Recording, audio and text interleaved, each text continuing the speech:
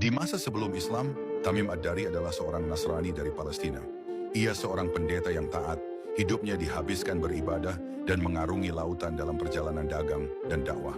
Tapi sebuah kejadian aneh mengubah hidupnya. Suatu hari Tamim bersama 30 orang dari Bani Lam dan Bani Jutsam menaiki kapal besar. Namun badai menghantam, ombak tinggi dan angin besar membuat mereka tersesat di laut. Mereka terombang-ambing selama sebulan penuh tanpa arah. Akhirnya kapal mereka terdampar di sebuah pulau asing. Pulau itu sepi dan misterius. Saat mereka menelusuri pantai, tiba-tiba muncul sosok makhluk aneh. Seluruh tubuhnya ditutupi bulu, dari kepala hingga kaki. Tidak jelas mana wajah, mana punggungnya. Makhluk itu berkata, "Aku adalah Al-Jassasah." Tamim dan rombongan takut.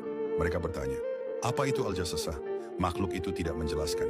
Ia hanya berkata, "Masuklah ke dalam pulau. Ada seseorang yang ingin bertemu kalian." Mereka pun mengikuti arahnya, masuk lebih dalam ke pulau, hingga menemukan sebuah bangunan tua. Di dalamnya mereka melihat sosok yang sangat besar tubuhnya. Tangan dan kakinya dirantai besi besar. Sosok itu duduk terikat dengan mata tajam menatap mereka. Sosok itu bertanya, "Siapa kalian?" Tamim menjawab, "Kami adalah orang Arab, kapal kami karam, kami terdampar di pulau ini." Sosok besar itu kemudian bertanya tentang keadaan dunia luar. Apakah kebun kurma di Baisan masih berbuah? Apakah danau Tabariyah masih penuh air? Apakah mata air Zugar masih memancarkan air? Apakah telah muncul seorang nabi di tanah Arab? Tamim menjawab satu persatu. Semuanya masih ada. Dan benar di tanah Arab telah muncul seorang nabi bernama Muhammad. Seketika sosok besar itu berkata, "Ketahuilah, aku adalah Dajjal. Segera akan tiba waktunya aku dilepaskan. Jika aku keluar, aku akan menjelajahi seluruh bumi, kecuali Makkah dan Madinah. Keduanya dijaga para malaikat, sehingga aku tak bisa memasukinya." Mendengar itu, Tamim dan rombongannya ketakutan. Sosok di depan mereka ternyata adalah Dajjal, makhluk fitnah terbesar di akhir zaman. Mereka segera kembali ke kapal.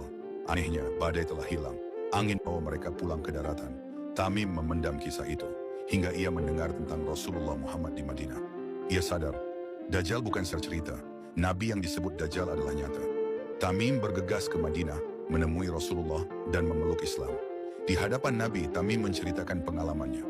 Rasulullah membenarkan.